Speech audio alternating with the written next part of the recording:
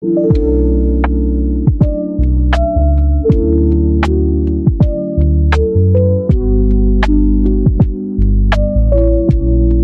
to the deep dive. Today we're digging into some really fascinating research you shared, all focusing on something we all do, every day really, trying to understand what's going on inside other people's heads, their thoughts, feelings, intentions. It's like a constant decoding process, isn't it? It absolutely is. And well, it's pretty amazing how much work social psychology has put into understanding this. It's really fundamental human skill. The articles and papers you sent over, they really explore all the different angles on how we try and sometimes fail to make sense of each other. Exactly. So our mission for this deep dive is to pull out the main insights for you, the listener. We want to explore why understanding others is so critical in your life, how your mind tackles this often tricky task, and maybe most importantly, some of the common, blind spots and biases that can trip us all up. Yeah, expect a few aha moments, hopefully. Yeah. So where should we start? Maybe the why. Let's do it. Why bother with the nuts and bolts of understanding others? Well, I mean, just look at your everyday life. It's Yeah. it's built on social interaction, right? We're fundamentally social creatures. Our hmm work, our families, even when we think we're alone, our thoughts are often about others. That's true. Even just a quick chat with a colleague, right? If you can grasp where they're coming from, even if you disagree, it just makes things go smoother. Uh-huh. Or like resolving an argument with a friend, understanding the feelings behind their words, that's key. Absolutely. And if you zoom out, think about it from an evolutionary angle. This ability, this capacity to read each other has been hugely important. It's what allowed early humans to, well, cooperate, form societies, basically survive and thrive. Right. Being able to figure out if someone's likely to help you or, cause trouble. That seems pretty fundamental for survival. It really is. And on that more personal level today, your ability to understand the people around you, it's the bedrock of good relationships. It helps you build connections, and it's also a vital tool for, nipping conflicts in the bud. Okay, so it's clearly crucial. Let's shift to the how then. How does our brain even start to figure out what's happening in someone else's mind? We can't exactly, read their thoughts directly. No, we can't. And one of the core ideas here, something that comes up again and again in the research, is theory of mind. Theory of mind. Okay. Oh, let's unpack that. So, as I understand it, this is basically the ability to get that other people have their own minds, like their own thoughts, feelings, beliefs, intentions, and crucially, that these might be totally different from yours. Exactly. You nailed it.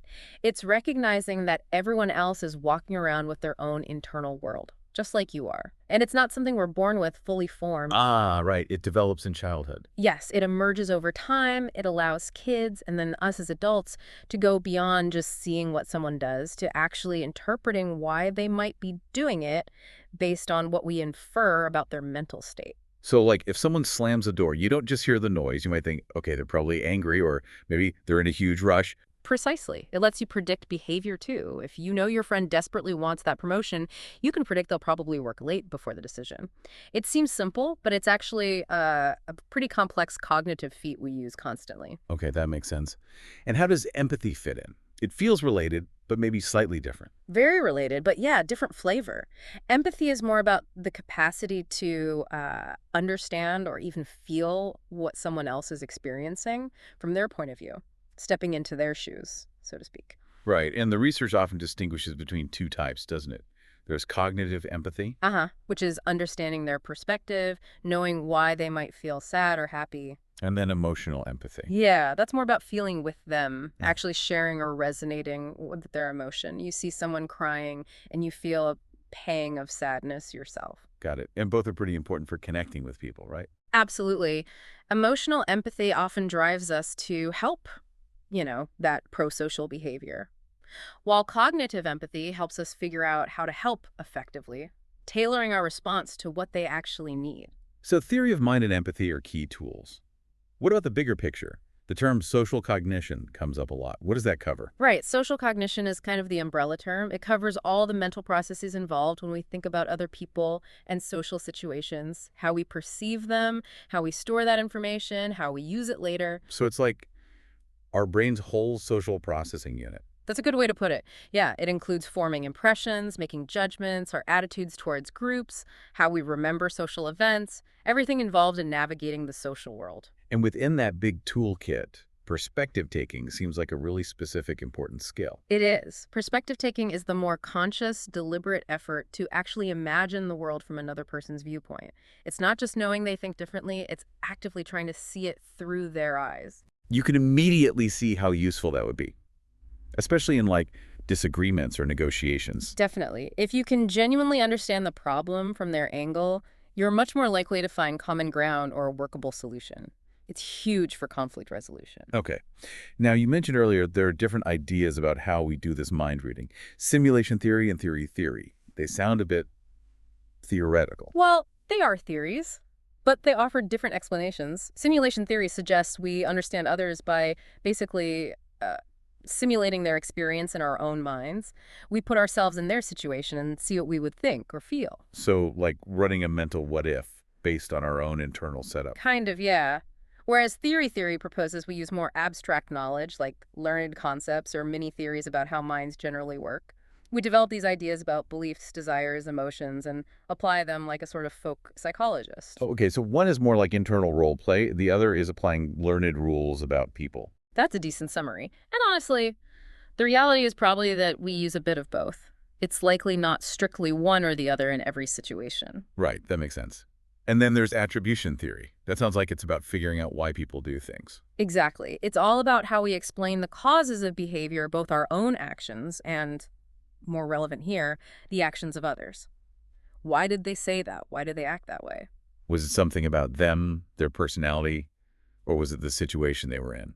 Precisely those questions. And this is where a really common bias often creeps in, one called the fundamental attribution error. Ooh, okay.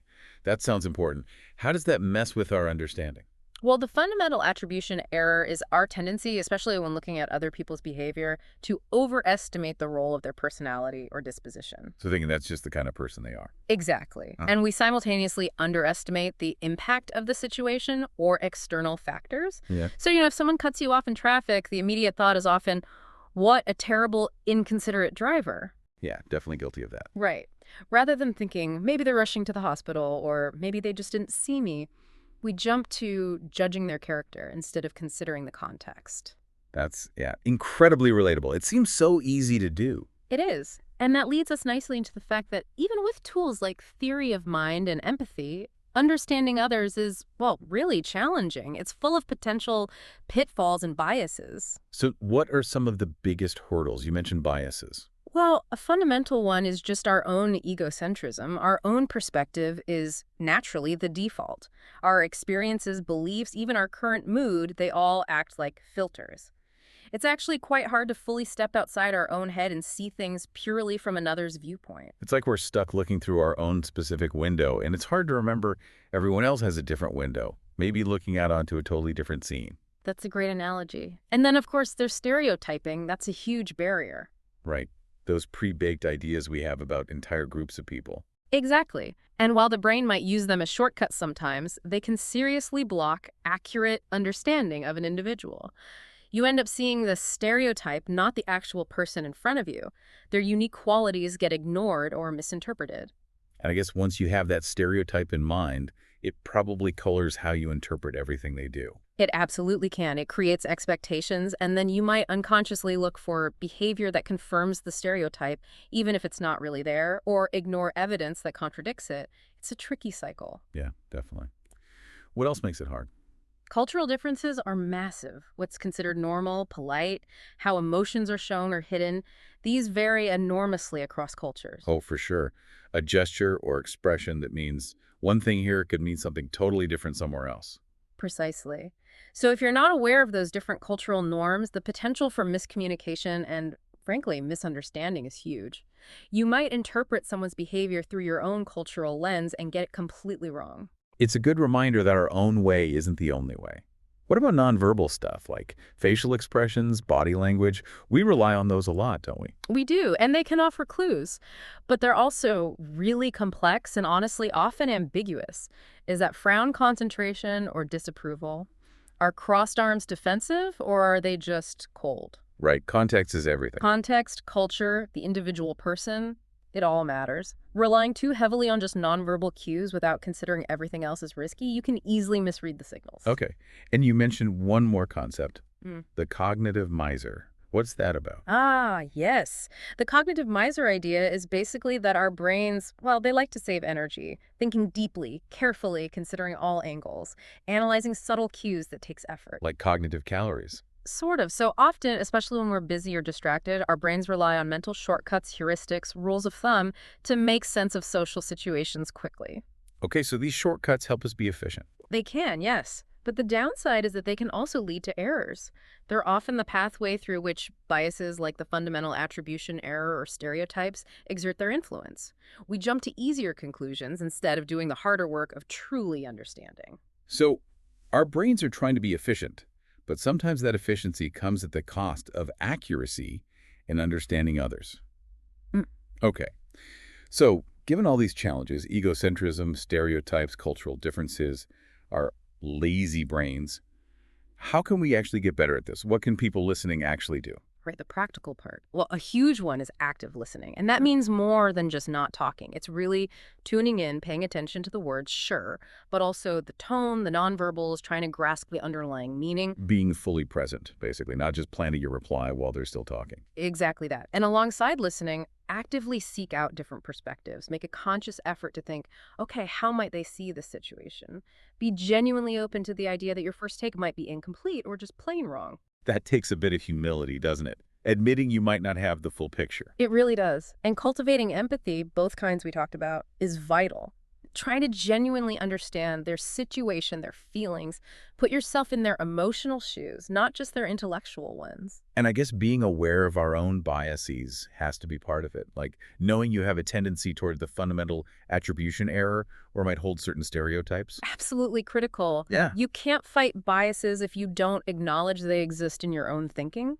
So monitor your thoughts, challenge your assumptions, ask yourself why you're interpreting something a certain way, be willing to revise your views. Makes sense. Anything else? Clear communication. It sounds obvious, but so many misunderstandings happen simply because things weren't said clearly or questions weren't asked.